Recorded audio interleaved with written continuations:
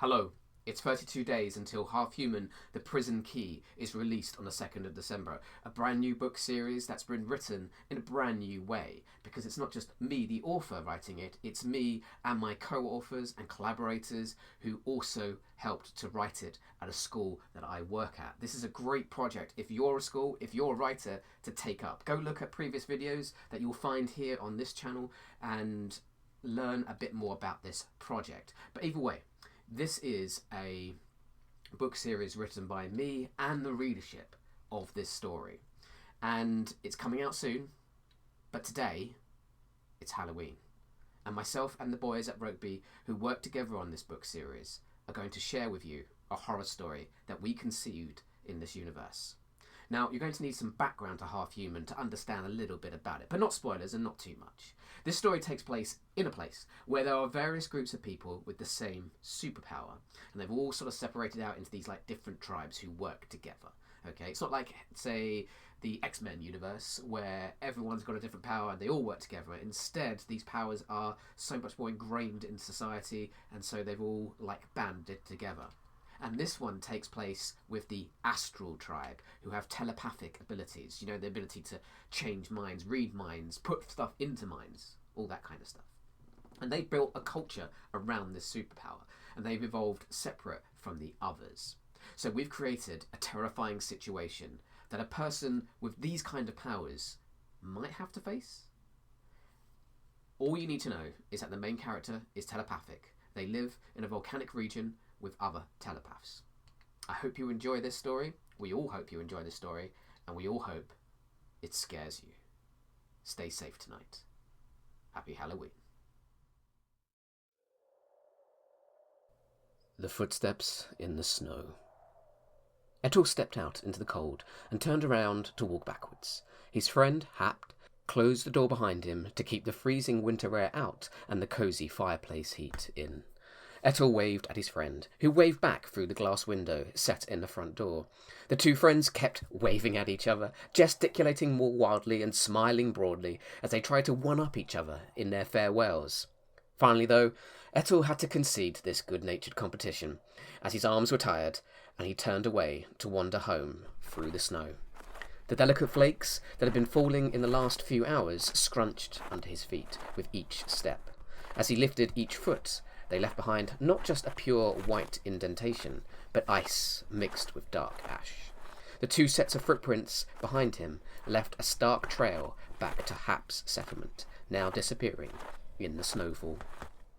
Home for Etel was in the distance. All the astral dwellings in this area were built in the shade of a volcano that dominated this region, the ancestral lands of the Astral Tribe. His hands were deep in his pockets and his shoulders pushed forward, his face sunken into the collar of his fur-lined hoodie.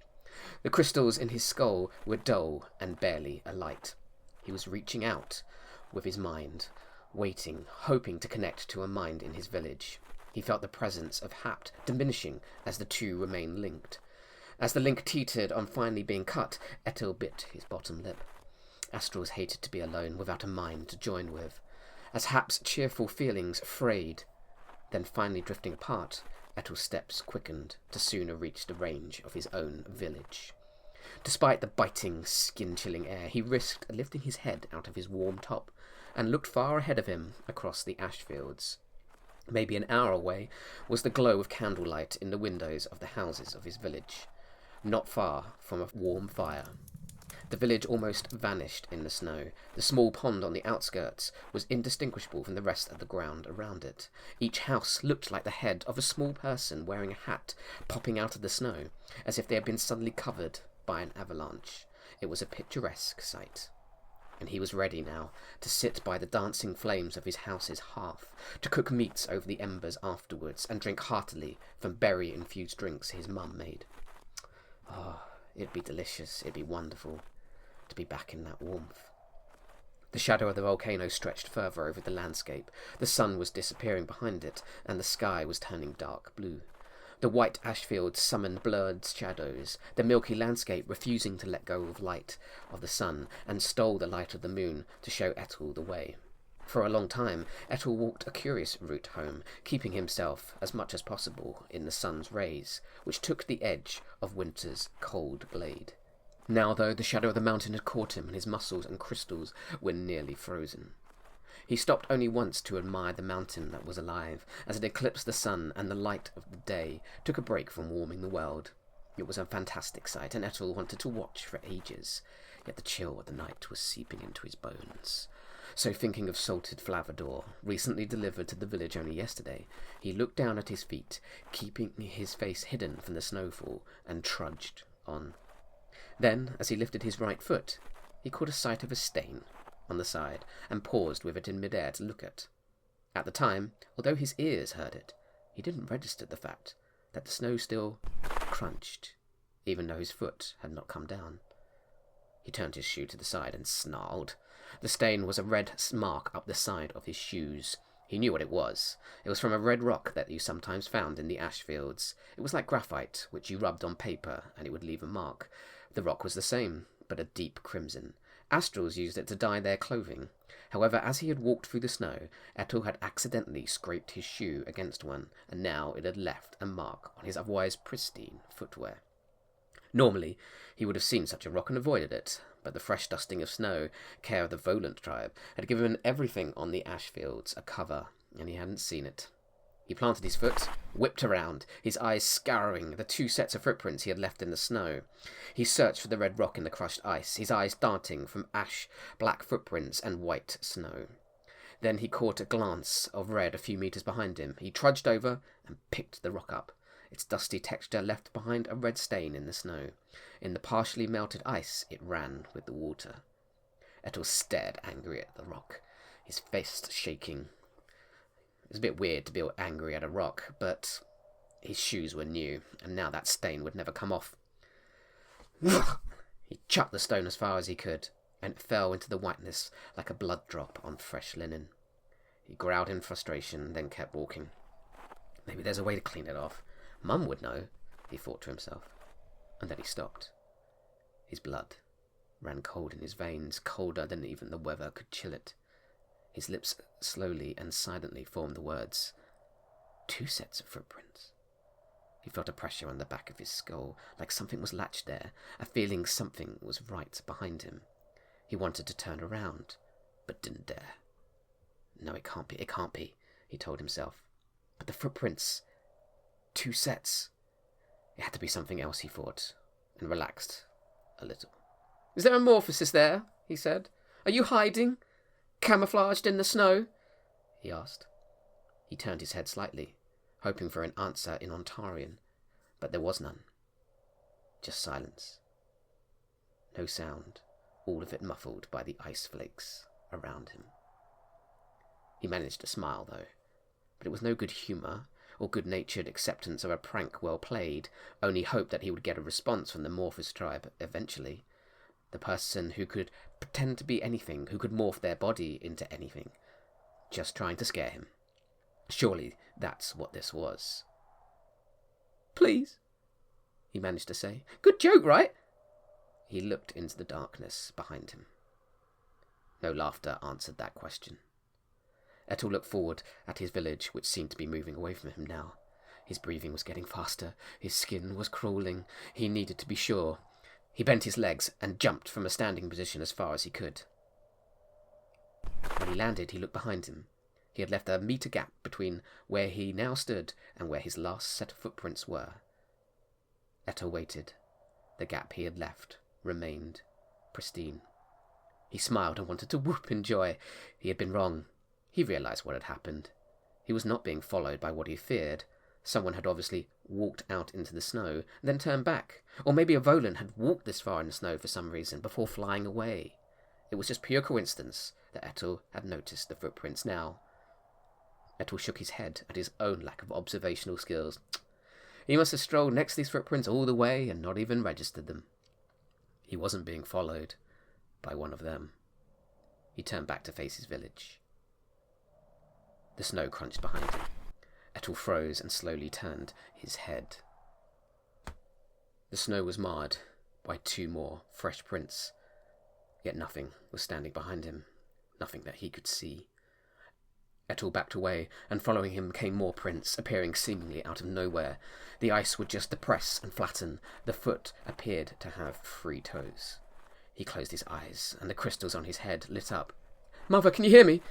he asked, desperately sending a telepathic signal out across the ash field. He got no response. He was just too far away. Wait, Etel, you're fine. It can't take you unless it sees your reflection. It's the only way for it to be sure." He knew what was following him. A creature no one had encountered in centuries, long thought dead, hunted to extinction by ancient astrals.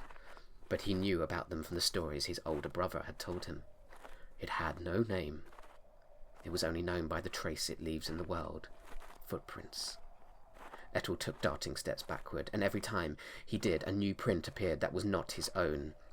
"Don't look at anything that can reflect," he said to himself. The prints followed, and the invisible creature kept up its chase. "No," Etel whimpered.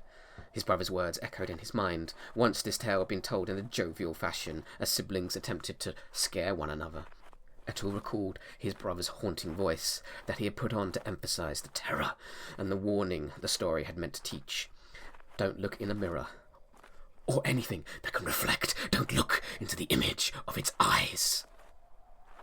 This was how it hunted. It needed to see the reflection of its prey, the only way it could pounce and be sure it had found what it was looking for. His brother had said, they are not invisible. Like astrals, they are telepaths, yet they use their minds to block themselves from your eyes, to stalk you, to feed on you without you knowing. They disappear from sight. But unfortunately, for them, their greatest strength is also their greatest weakness. The camouflage is so powerful, it prevents them from seeing their prey as well. And their favourite prey are astrals.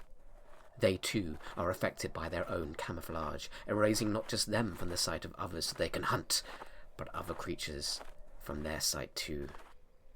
Etel remembered feeling sorry for this monster at that moment. A monster that could not see its own parents, its own kind. They never saw the other animals around them. A lonely, isolated creature. All they could see of their prey when they hunted, the only way they could track them, are the marks they leave in the world. Marks like footprints. They can see your trail, but they can't see you, unless they see you in a reflection. The reflection, when a person becomes two, when the telepathic camouflage is broken and the mind can finally process seeing through the deception. "Don't let them see your reflection!" His brother had screamed at him. It had scared him then, and then he had forgotten about it, and now it was all he could think about. This actually gave Etel hope, and he started running, pumping his arms as fast as he could, wishing in that moment he was a swifter, because then he would be home safe and sound. The only sounds he heard, though, were his crunching footfalls, and between his own, like a disjointed orchestra, snow crunched when his feet were not on the ground. "Don't! Please leave!" he blurted out into the night, yet the pulverizing of snow continued to follow him. They sounded very close, yet kept a distance, never right behind him, never touching him, never getting that close, just maintaining, always staying with him. His village became obscured by the tears filling his eyes, and then he heard its laboured breathing. He felt the warmth from its body as it gave chase, almost sure it was chasing the prey it wanted to devour. His village neared. He was safe. The snow had stolen all reflection. The pond was covered. The crystals that grew in the area were covered. There was nothing to show his image. He saw the lit-up windows. He saw within the houses families safe and sound. Soon that would be him. His own house was on the edge of the village. So close, so close. "Mum, I'm home!" he called out telepathically. His hand reached for the door handle. He was ready to throw the door open and slam it shut behind him. Finally safe. And for a moment, he wished he had never left Hap's house and had taken up his friend's offer to stay the night for a sleepover. His mind raced back to the moment he had left his friend's house and waved goodbye, and his friend had waved back through the front door of his house. Etel stopped.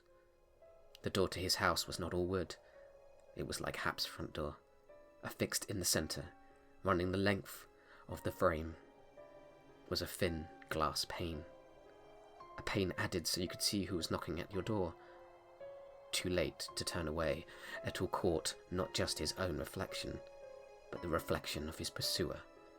a hunter that could now see him perfectly. Etel could only focus on the eyes that stared back at him, a putrid yellow, a tiny pupil, hungry eyes. The eyes brightened and grew larger as the creature now finally had confirmation that it was following the right target and had found what it had been hoping to find. A meal. Etel's mother opened the door, letting the warmth of her house out into the night. Etel! She screamed out into the darkness, fear etching her voice like something scratching stone. She peered out into the night, desperate to see her son who had called to her, not just with words, but his own mind, a desperate cry for his mother, then snatched away. She looked down, and there before the porch of her house, all that was left of her son, were 2 footprints in the snow. 2 sets, one of which was not her son's. She dropped to her knees and wailed into the night.